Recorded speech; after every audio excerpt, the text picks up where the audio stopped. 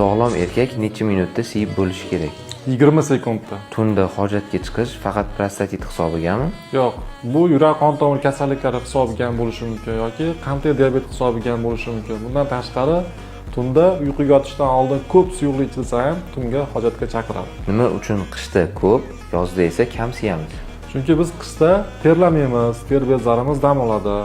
Organizmdagi ortiqcha suyuqlik esa asosan siydik orqali chiqib ketadi. Yozda esa aksincha, biz ko'proq terlaymiz. Organizmdagi oshiqcha suyuqlik ham teri bilan, ham siydik bilan chiqadi. Shuning uchun yozda biz jinday kamroq siyamiz. Sovqotgan vaqtda tez-tez siyish normal holatmi? Albatta, siydik pufagi reflektor tarzda tez-tez qisqaradi. Bu esa siyishni tezlashtirib beradi. Siyganda achishish nimadan bo'ladi? Asosan infeksiyalardan yoki shamollash hisobiga, bundan tashqari kam suyuqlik ichilsa ham siyganda achish belgilari paydo bo'lib qolishi mumkin. Siyganda qon kelib qolishi-chi? Asosan tosh, tuzlardan, infeksiyalardan, yallig'lanish kasalliklari, prostata bilan bog'liq muammolar yoki o'smalardan bu signal bo'ladi. Agarda sizda ham xuddi shu shikoyatlar bo'layotgan bo'lsa, albatta shifokorga zudlik bilan murojaat qilishingiz kerak.